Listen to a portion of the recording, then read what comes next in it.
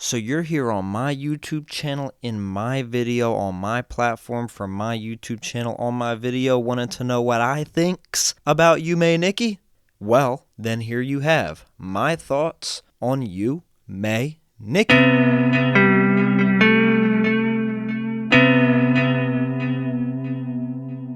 On its face, Yume Nikki seems like a monotonous walking simulator with not that much to it. For one, it's made in RPGMaker, which already has you assuming it's going to be horrible. And on top of that, some of the most kookily humans on the planet love to hype this game up on Reddit simply for the fact that it's a mysterious, semi-niche indie game with an enigmatic developer. A story which I'm sure we've all heard before.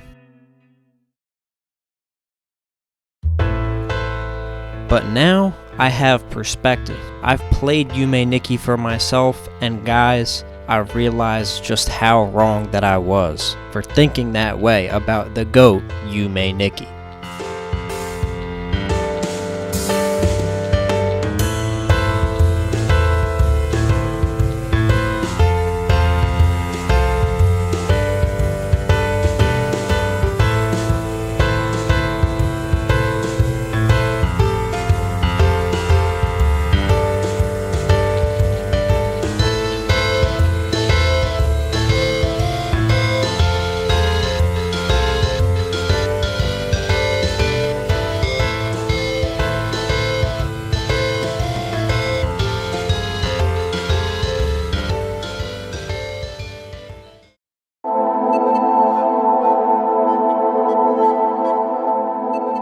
Having a good amount of time in this walking simulator, I can say that the game definitely does grow on you. The gameplay of Yume Nikki is indeed just walking around these big looping maps full of non-interactable NPCs and objects, and that's pretty much it. In any other game, this description of the gameplay is unacceptable and it's considered bad game design. But in Yume Nikki, you don't really mind it. As a player, you're kind of just passing through each of these various worlds and just appreciating each one's unique atmosphere, visuals, and music. And from world to world, some of those visuals and that music vary greatly. Some of the worlds are like... Some of them are like... Help me. Somebody save me. And some are just plain...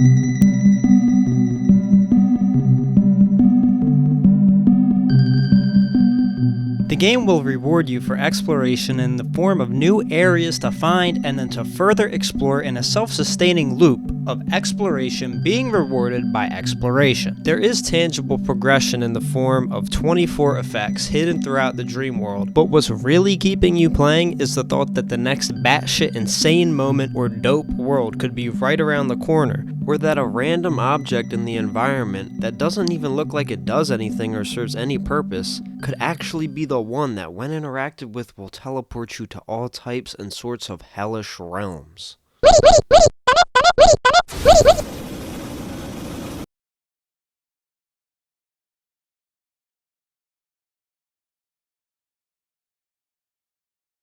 So guys, we've now made it to me talking about my first experience with Yume Nikki. Do you guys remember not even a minute ago when I was talking about some of the worlds are like, some of them are like, and some are just like, well you guys, some of the worlds are like the first world that I saw, Block World.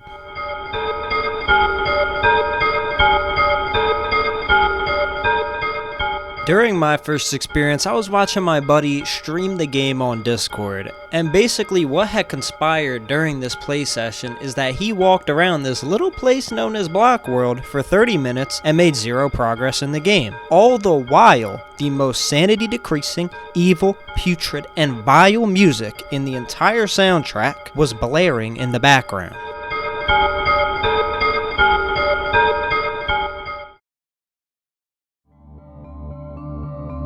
So we're in this dog zone, we're listening to this annoying music, and we're making zero progress in the game, not finding anything interesting, not understanding why people say this game changed their life in the Steam reviews. So of course we're going to collectively agree to hop off the game forever, and that the game is trash.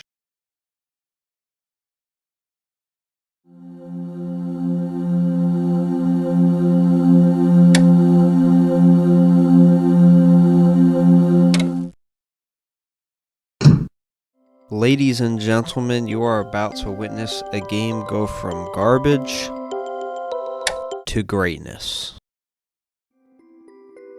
So I had finally played the game for myself, and doing this I had realized a couple of things. The first being that my friend was a very low skill Yume Nikki player, and his gameplay was not an accurate depiction of Yume Nikki as a game. The second thing I realized was just how quickly Yume Nikki pulls you in when you're not sandbagging the game to make fun of it. Within the first hour, I had checked out a good chunk of the 12 main worlds, including Block World, where I had almost immediately found this door that led me to some fucked up version of blank space from Memory, which had brought the area up a few points for me, I'm not gonna lie. And then where I really got hooked was finding this pink little pool within the snow world, which led me to a place called the Pastel Sea, where I find this cone-shaped house. Now you can go in here, you mess with this girl, flicker her light on and off, that kind of thing, but the real crazy part about this house is that whenever you enter it, there's a 1 in 64 chance of this happening.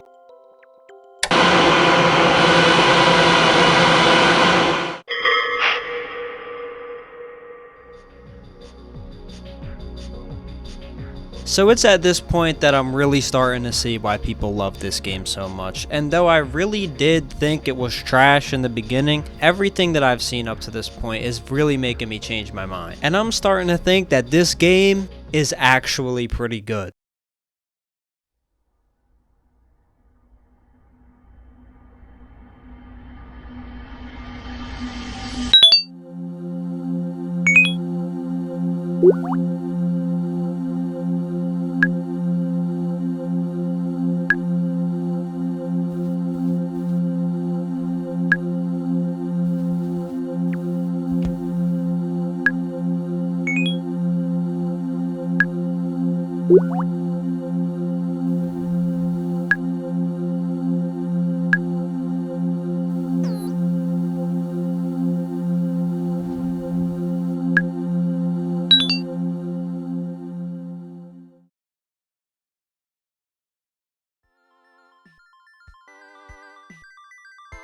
So as you might be able to gather from that little overview of the controls, Yume Nikki is not a demanding game from a gameplay standpoint. Opening the game, you are immediately greeted with this image, showing you the literal gameplay loop as soon as the game begins. Additionally, the game presents you with no clear story, no combat, barely any gameplay mechanics. And so you might be asking yourself, if there's zero gameplay to the game, then what makes it fun? And to that, I say that the fun part about playing Yume Nikki is playing Yume Nikki.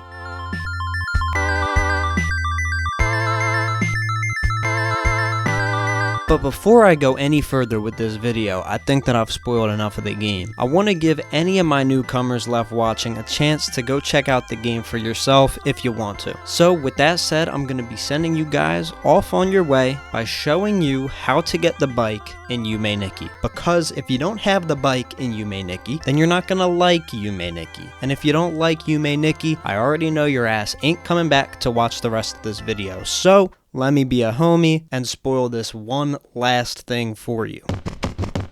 Alright guys, today I'm going to learn you how to get the bike in Yume Nikki. It's real simple. So first you're going to want to start a new game, and then once you're loaded in, go to sleep, enter the dream world. And from here you're going to want to go into your apartment and out the door into this area called the Nexus. Once here you're going to run down to this little fuchsia door down here, and once you open the door and spawn into this crazy looking world, you're just going to hit the left arrow key and walk left for about 15 to 20 seconds. And after walking left for a little bit, you're going to collide with the bike, and newcomers, congratulations. You can now click off the video and go enjoy Yume Nikki. And for the rest of us who already like Yume Nikki, now we can get back to the main point of the video.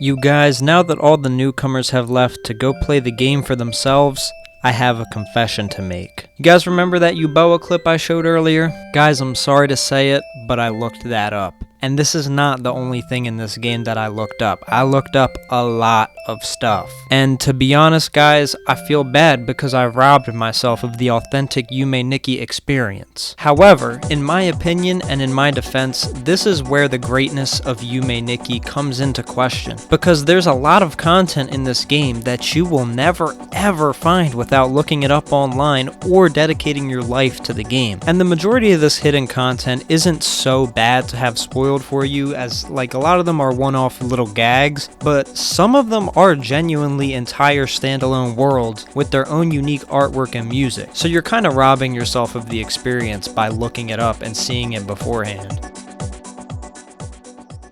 And so from a gameplay standpoint, this quality of the game having these hidden realms and areas is strictly a bad thing, because to have to consult an outside source to fully experience a game kind of defeats the purpose of playing it. At that point, I could just go load up the Some Ordinary Gamers Yume Nikki Let's Play playlist and kick back with some drinks and some snacks and watch my guy Mudahar play through the whole game instead of experiencing it for myself. That somebody had linked me map for this game, quote unquote, map in the sense that it basically told you where to bump into, what to interact with, and that map was pretty fucking vital for me finishing the game, because other than that I was really just dicking around doing nothing.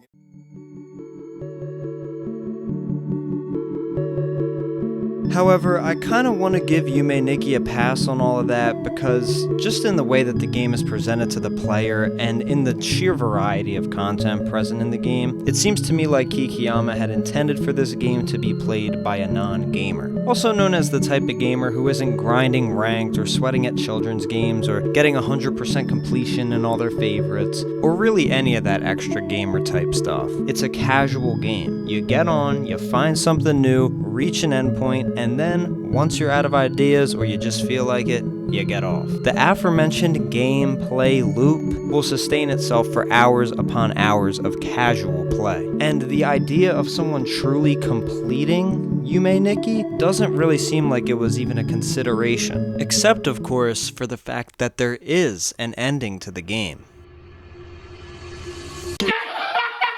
What is that? I'm done! These niggas are sexually harassing this bitch!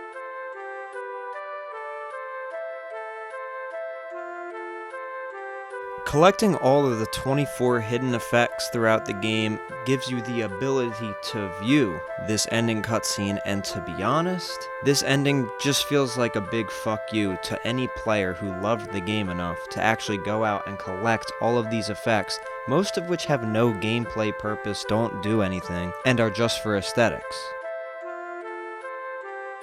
But, to give some credit to the game, that was just my knee-jerk reaction, and as more time came between me and the initial disappointment of that ending, I started to kind of read into it deeply and try to interpret the ending in my own way, and I found the ability to appreciate what Kikiyama might be doing with this ending. Now I gotta say, before I get into what I think the ending means, that the ending is completely meaningless. Kikiyama said it himself, it's a casual game, it's a chill game, there's no story or purpose other than just walking around and experiencing it. So, all theories, including the one I'm about to share, are completely bullshit, but everybody kind of leaves the game, especially leaves this ending, with their own kind of take on it. So, this is mine.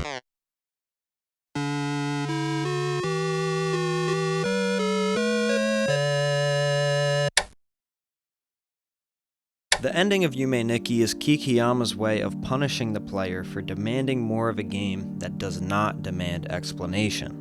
Most players will reach the ending sequence by use of a guide, however, an original few must have naturally found the sequence unaided. Both categories of player, each in their own way, miss the point of Yume Nikki. The game reveals itself and all of its tricks before you've seen even half of what there is to see in the game. And Yume Nikki is really more akin to a digital art show than it is a traditional game. There's no winning, no losing, improving, or skill present in Yume Nikki. And it's just as Kikiyama said, Yume Nikki is a casual, warm-hearted game that has a dark atmosphere. And also he said that the game has no clear story or purpose. So yeah, basically this video was bullshit, and so are all these other ones, and Yume Nikki is just a cool game, And yeah, those are basically more or less my thoughts on Yume Nikki.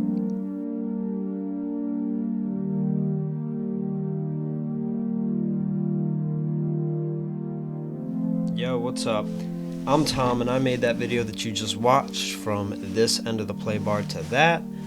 And basically, I just want to pop in and say thanks for watching. I had a lot of fun making this video. I learned a lot about video making this video. And all in all, I'm very proud of the product. So, I'm kind of just doing an outro to let these credits roll, but make it a little more entertaining. But yeah, just the basic outro shit, like, comment, subscribe, comment what you thought about Yume Nikki, my thoughts on it, the video, the editing, my performance, whatever. If I get comments, I'm gonna read them, and I will have a lot of fun reading them, so it's not gonna go ignored. And yeah, that's basically it. Just thanks for watching. I'm happy to have you here, and yeah, I'll see you later.